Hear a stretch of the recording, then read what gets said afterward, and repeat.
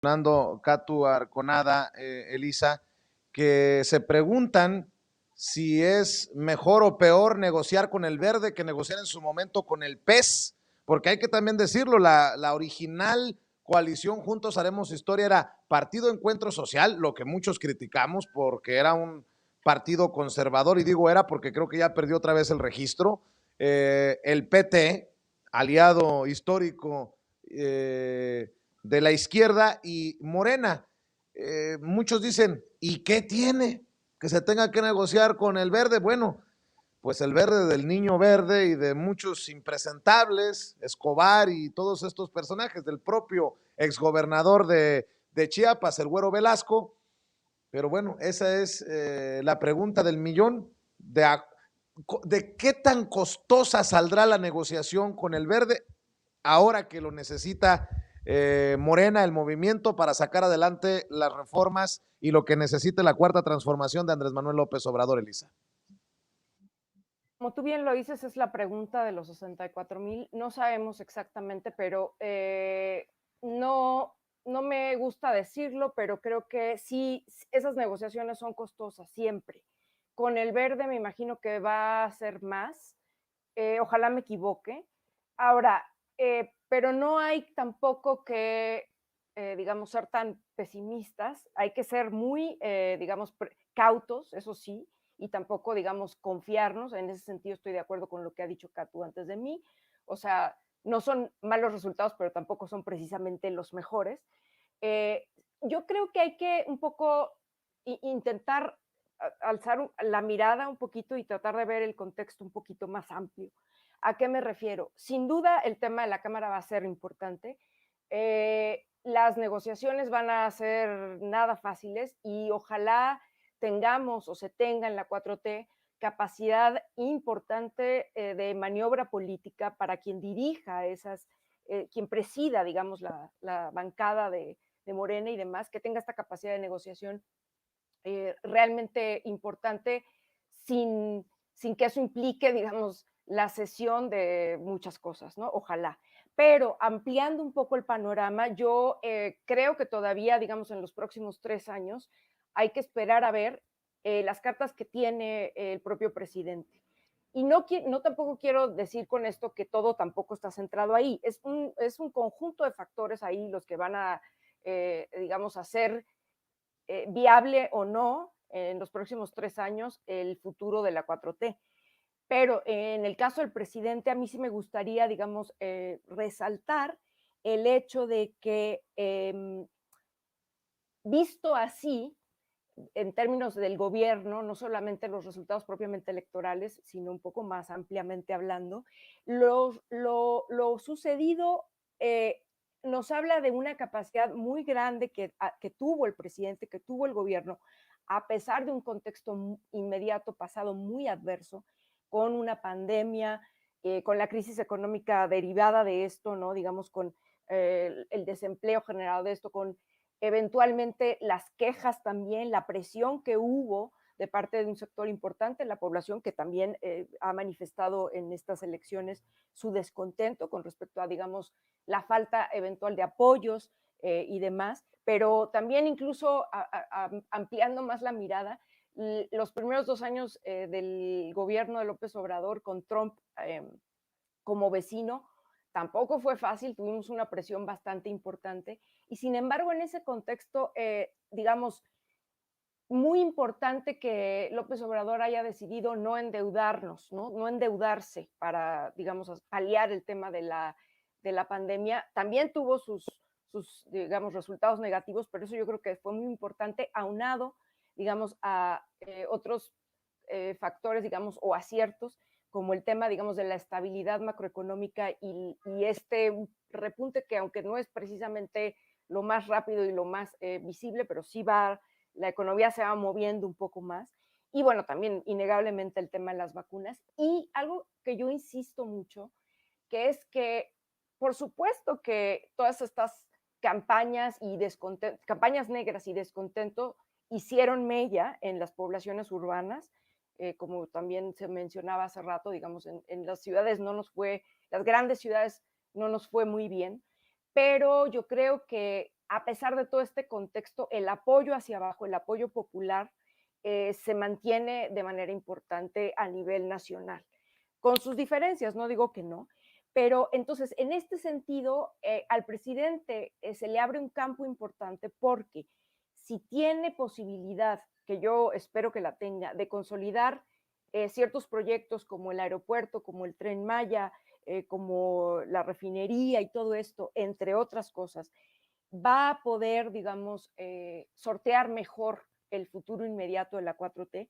y ojalá lo deseable sería que atendiera, digamos, estos descontentos que pueden haberse evidenciado de manera más clara en este proceso electoral. Ojalá.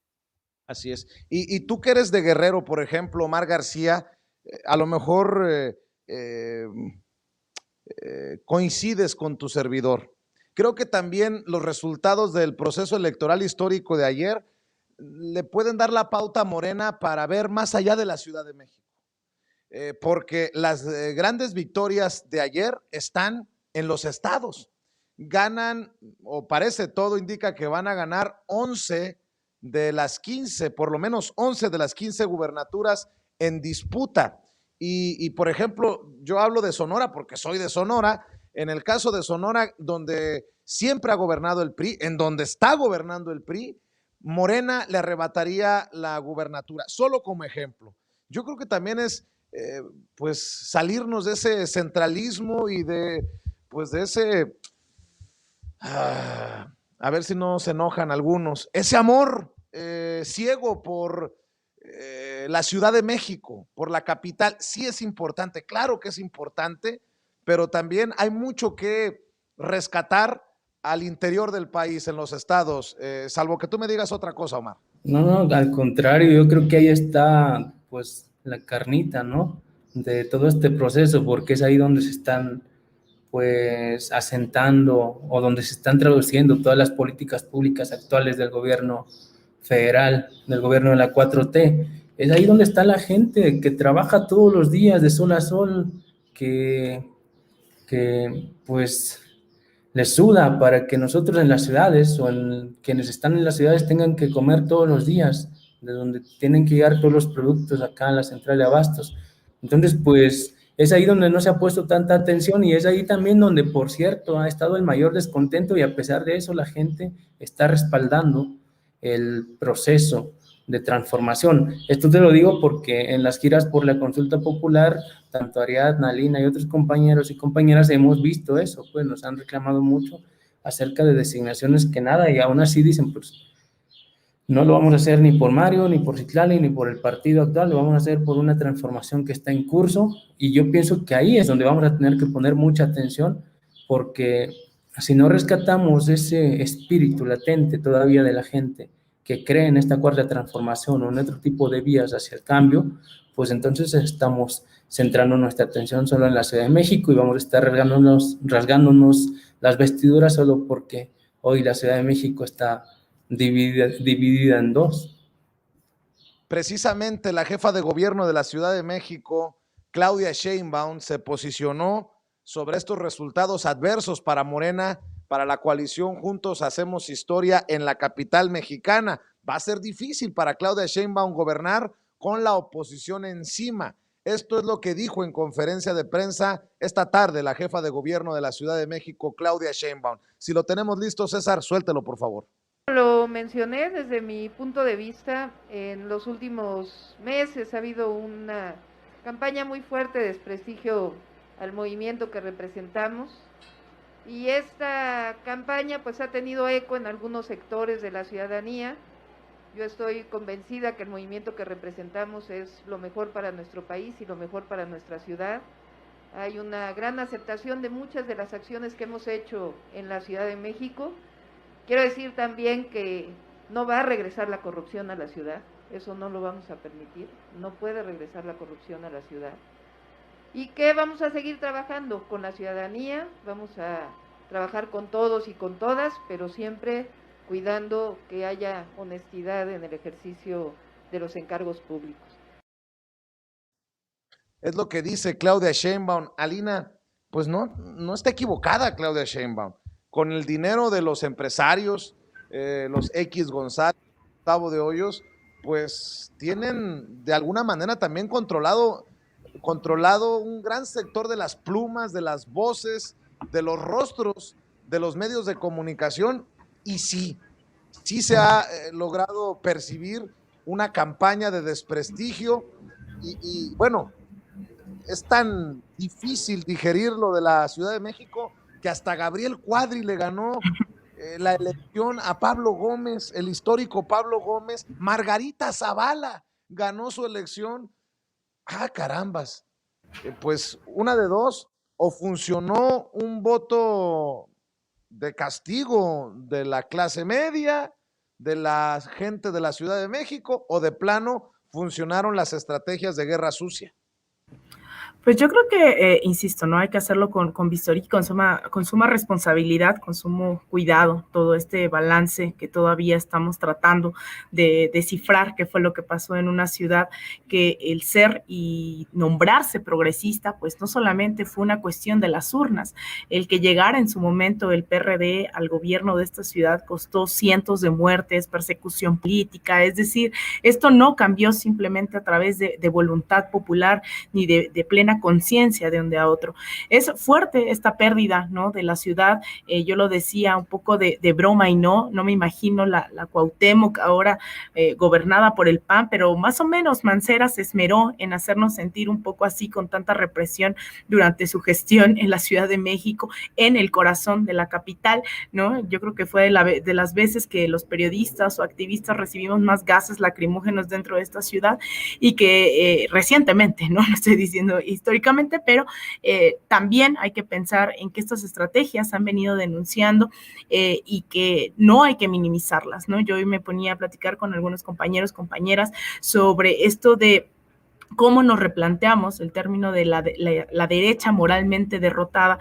Lo que hemos venido diciendo aquí es no hay que subestimarla, sin embargo, creo que se pecó, ¿no? Se llegó a subestimar de alguna manera, en donde más allá de si creció, si la derecha retrocedió, lo cierto es que se le abrieron las puertas a esta posibilidad, y ya sea que no había una militancia o un compromiso o una representación clara de la ciudadanía que les obligara o se sintieran en la obligación de ir a las urnas, lo que sí pasó es que tenemos ahora todos los factores sobre la mesa, unos medios corporativos, una prensa que todavía sigue viva, que sigue operando más allá de que se les ha bajado el rating o no, siguen estando ahí todos los días machacando con estas narrativas que lo han hecho durante 2 décadas en América Latina, también contra sectores progresistas. Tenemos también a una derecha electoral ahora más descarada con esta unidad, pero también tenemos esta poca tal vez autocrítica de la que hablábamos hace unos momentos. ¿Por qué en algún momento o por qué en el 2018 si eran los mismos factores los que estaban sobre la mesa?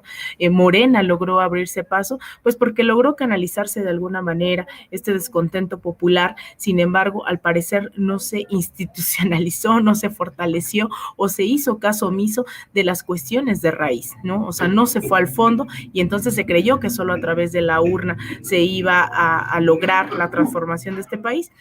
Yo creo que Claudia Sheinbaum no se equivoca, sin embargo, pues los retos de esta ciudad no solamente son en términos de gobernabilidad, sino esperemos que estas conquistas históricas de derecho a la libertad de expresión, de tránsito, ¿no? A la protesta, no las vayamos perdiendo en un bastión fundamental, no solamente de Morena, no solamente de lo que fue el PRD, sino de las luchas populares en este país. Entonces, es bastante grave, ¿no?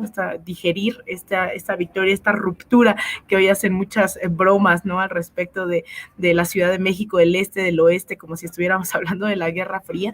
Sin embargo, yo creo que la tarea hoy es titánica, que estamos a tiempo. Bien lo decía hoy el presidente en la llamada mañanera, ¿no? Él hablaba de dar más pueblo, ¿no? De más pueblo y apoyar más a los pobres, a las pobres, y yo creo que por ahí va el tema de la democracia. Para consolidar la democracia tiene que haber mayor participación popular y también no delegar todo a una democracia electoral, una democracia representativa, sino también a quienes nos están viendo, pues preguntarnos, ¿no? No solamente qué hizo bien o mal Morena, sino qué hemos hecho bien o mal dentro de nuestras trincheras, ¿no? Ya sea el periodismo, ya sea las escuelas, la militancia en los centros de trabajo, el pensar cómo estamos estamos contribuyendo a esa transformación y si realmente va a ser suficiente. Entonces, la Ciudad de México, de verdad, Vicente, es lamentable. Creo que más de uno a uno nos duele ver estos resultados, especialmente con candidatos, como bien lo mencionas, como Gabriel Cuadri, ¿no? Que lo estuvimos siguiendo y que duele muchísimo, pero la pregunta es qué estamos haciendo nosotras y nosotros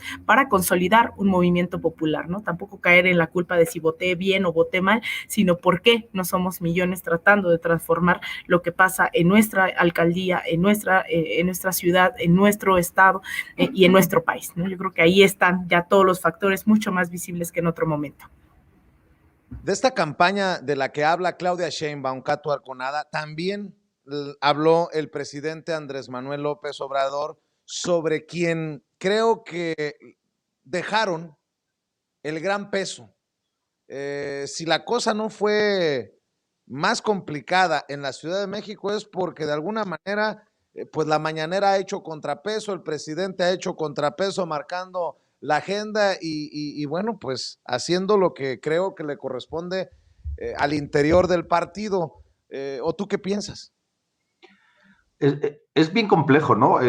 Como todavía atinar a pensar lo que ha pasado, ¿no? O sea, Morena pierde la Ciudad de México, o sea, sufre una derrota electoral. De hecho, la coalición Va por México saca más votos ayer que la coalición Morena-PT, pero luego gana un estado panista como Baja California Sur. O sea, realmente, como desde el punto de vista del análisis, sí es bien complejo. Sí parece ser que en muchas partes del país donde gobernaba todavía, donde estaba instalado el viejo régimen, hay un deseo de cambio de la ciudadanía.